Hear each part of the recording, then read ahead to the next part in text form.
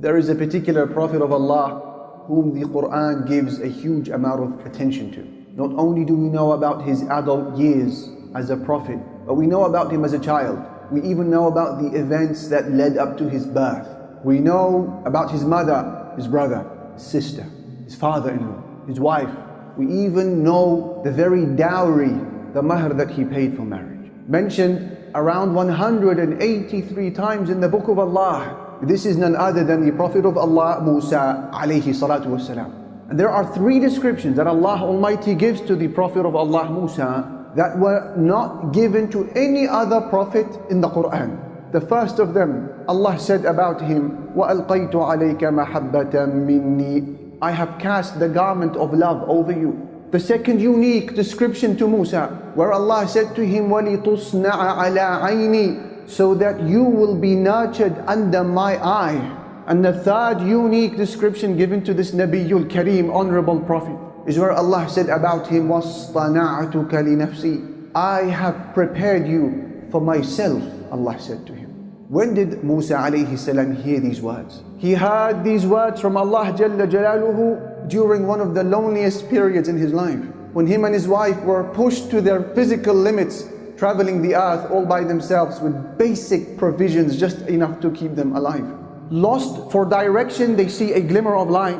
Musa says to his wife Kuthu, wait here for a moment. Inni anastu naran, I see a glimmer of light, fire. لَعَلِّي آتِيكُم مِّنْهَا بِقَبَسٍ, perhaps I will bring you a torch of fire from it. أَوْ أَجِدُ عَلَى النَّارِ هُدًى, or maybe someone will just give us some guidance to help us navigate this terrain. Unbeknown to Musa, however, he was not making his way to a fire. He was being called by Allah Jalla Jalaluhu to stand in the sacred valley of Tuwa to speak to Malikul Muluk, the King of Kings, the owner of sovereignty and the possessor of all dominion, Allah Jalla Jalaluhu. He stands and he hears the voice of Ar-Rahman Jalla Jalaluhu saying to him, Ya Musa, O Musa, Innani ana Allah, it is me, Allah. And now all of a sudden Musa alayhi salam receives closure, answers that he needed all throughout his life. He had suffered, and up until this moment he had no idea why all of this suffering came onto him. He was born as a male child, and in the law of the Pharaoh of Egypt, every male baby was worthy of execution. He was then separated from his mother at the age of suckling to be raised in a home that is not his.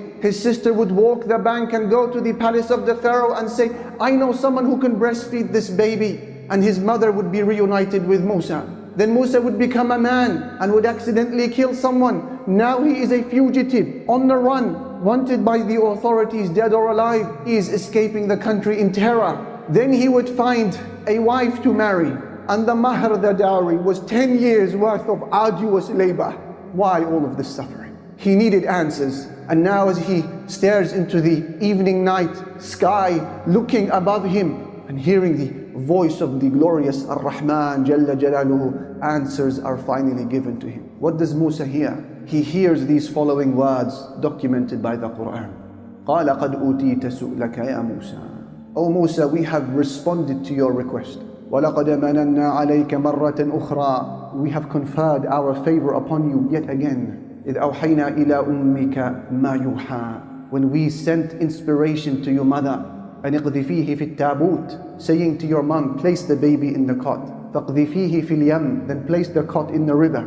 فَلْيُلْقِهِ الْيَمُّ بِالسَّاحِلِ, then the river will take him to the shore. يَأْخُذْهُ عَدُوٌّ لِي وَعَدُوٌّ لَهُ, where an enemy of his and an enemy of mine will take him, the Pharaoh. وَأَلْقَيْتُ عَلَيْكَ مَحَبَّةً مِّنِّي, and I have cast the garment of love over you. وَلِتُصْنَعَ عَلَىٰ عَيْنِي, so that you will be nurtured under my eye.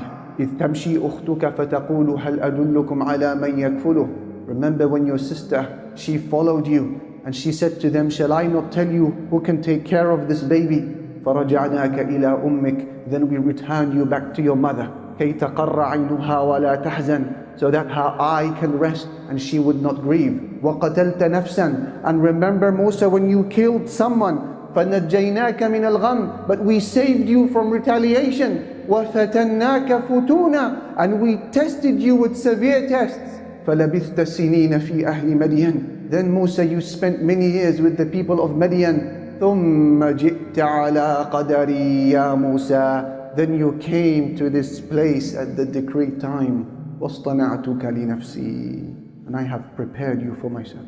So now he understood. All of his suffering in his life was not in vain, in waste. It was a preparation for this moment to become a prophet of Allah, and his heart finally settles. Muawiyah al-Qushayri narrated that the Prophet Muhammad sallallahu alayhi wasallam said, "You, O Muslims," he said, "are the last of 70 nations Allah has created. Yet in the eyes of Allah, you are the greatest and most noble of all of those nations." When you hear narrations like this that speaks of our virtue of Muslims, as Muslims, and how Allah loves us as an ummah, you can't help but say, how do we understand the battered nature of our ummah that is being beaten black and blue wherever you look? Wherever you turn to look at the anatomy of this nation, you see nothing but bruises, cuts, wounds, and hemorrhage. You turn to China and you see the plight of the Uyghur Muslims ongoing, the ethnic cleansing of an entire community. Then you turn to Myanmar, Burma, and you see the Rohingyas, their plight is continuing. And you look towards India, towards what seems to be a genocide that is making its way to them. And then you turn to the Muslims of Yemen, and you see a famine that is threatening the existence of the entire region. And you turn to Syria, a decade-long war crushing our brothers and sisters there. You turn to Saudi Arabia, you see scholars and activists and people of khair lingering in the dungeons of the Gulf. You turn to Palestine, you see corruption at its core, and you see struggle at the other parts, and a siege and an illegal occupation. You turn to Gaza, you see your biggest open-air prison on planet Earth today.